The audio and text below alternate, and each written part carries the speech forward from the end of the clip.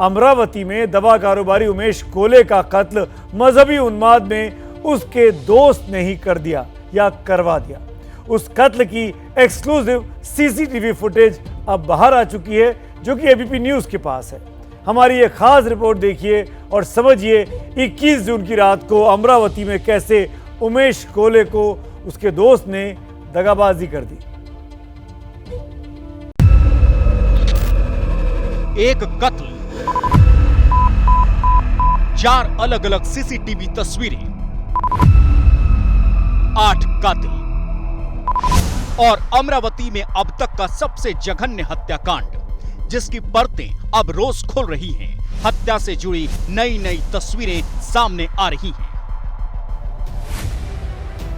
और ये उसी हत्याकांड की धुंधली लेकिन सबसे नई तस्वीर है, जो हत्या वाली जगह के करीब एक स्कूल पर लगे कैमरे में रिकॉर्ड हुई है। इसमें आरोपियों की तस्वीर तो साफ साफ नहीं दिख रही, लेकिन इतना जरूर पता लग रहा है कि उमेश कोल्हे घुटनों के बल बैठे हैं और हत्यारों में से एक उनके गले पर वार कर रहा है। जांच में पता चला है कि शोएब ही वो हत्यारा है जिसने उमेश कोल्हे की गर्दन रेती थी और अब गिरफ्तार है। इतना ही नहीं, हत्यारे उमेश कोल्हे की गर्दन धड़ से अलग करने की फिराक में थे। जांच में यह भी पता चला है कि अगर कोल्हे का बेटा उन्हें बचाने आता तो उसे भी मौत के घाट उतारने की तैयारी थी। लेकिन जैसे ही शोएब ने हत्या की, वहां शोर हुआ और करीब के फुटपाथ पर बैठे लोग वहां आने लगे, जिसे देख हत्यारों को वहां से भागना पड़ा। अब तक माना जा रहा था कि उमेश कोल्हे की हत्या के 7 गुनहगार थे, लेकिन 8वें गुनहगार का भी खुलासा हुआ है। नाम है शमीम। इस सीसीटीवी में बाइक पर सवार जो 3 हत्यारे दिख रहे हैं, उनमें से एक है शमीम, अब तक फरार है। शमीम ने अमरावती कोर्ट में 27 जून को अग्रिम जमानत की याचिका दी थी। 2 और 4 जुलाई को मामले पर सुनवाई भी हुई। अगली सुनवाई 8 जुलाई को होगी। कोल्हे का कत्ल इसलिए कर दिया गया क्योंकि उन्होंने व्हाट्सएप पर नुपुर के समर्थन में पोस्ट शेयर किए थे। उमेश कोल्हे ब्लैक फ्रीडम नाम के व्हाट्सएप ग्रुप से जुड़े थे। इसी ग्रुप में उन्होंने 14 और 20 जून को पोस्ट डाले थे।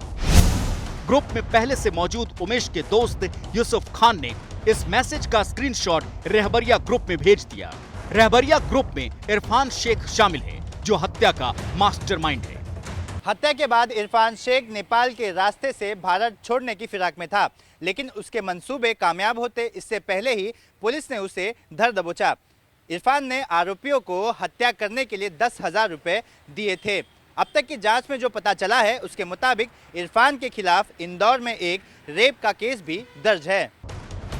इरफान ने कोरोना में जरूरतमंद लोगों की खूब मदद की थी। कुछ इसे हीरो मानते थे, लेकिन वो हीरो से हत्यारा क्यों बना? जब छुपे कैमरों से हमने इसकी पड़ताल शुरू की तो सुनिए क्या पता चला। बहुत अच्छा बच्चा था, पल्लों का काम था, दुकान भी अच्छी थी। वो लेबर हेल्प बनाया उसने, उसका भाई भी बेकार हो गया, ये भी। जबकि 2-4-5-10 लाख रुपए का माल था इसके वहाँ, वो सब खत्म हो गया। दुकान भी गई मेरा ख्याल है ना। और दुकान भी चली। जैसा वो मारपीट उनके करता था, जैसा कोई आदमी तरात दे रहा औरत को, हाँ। जैसा अच्छे के लिए करता था, ऐसा क्या भाई तोड़ा ताड़ी ना हो किसके रिश्ते में, जैसा घर किसका खराब ना हो, टूटे ना, हाँ। तो उसके वो काम करता था वो। या घर पे कोई बेटी ना बैठे किसके, कोई बेवड़ा मारता था आके, हाँ। तो वो अच्छे कामों में रहता था। एनआईए पूरे मामले की जांच कर रही है और जैसे जैसे तफ्तीश आगे बढ़ेगी, इस हत्या से जुड़े कई राज बेपर्दा होंगे। अमरावती से सूरज ओझा की report.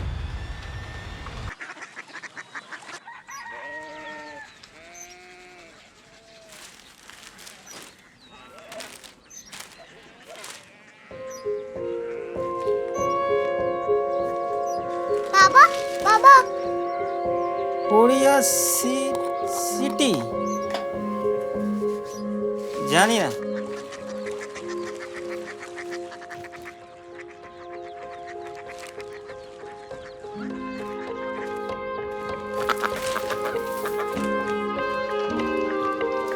Korea city?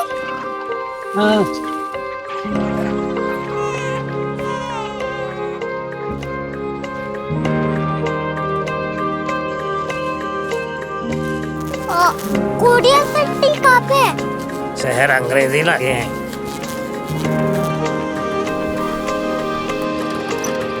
Korea city.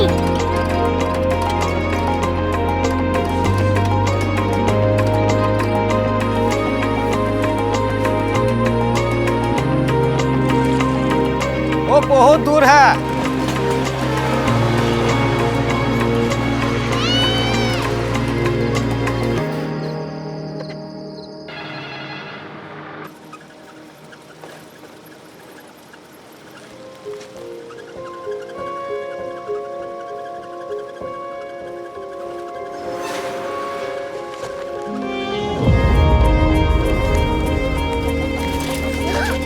Korea city.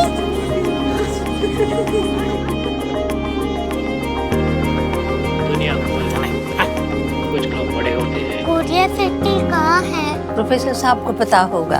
हो, ये छोटा वाला ग्लोब लगता है और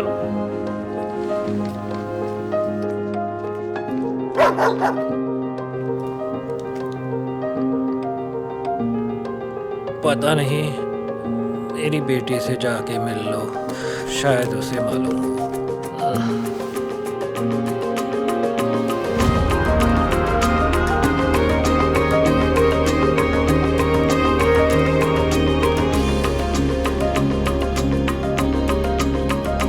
हाय, बाबा ने भेजा है। Come here. Korea city. Korea city नहीं, क्यूरियोसिटी। वो क्या? That's what brought you here? जो तुम्हें यहाँ तक ले आया।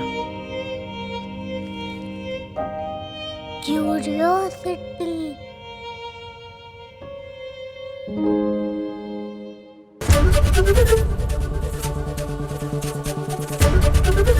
एबीपी न्यूज आपको रखे आगे।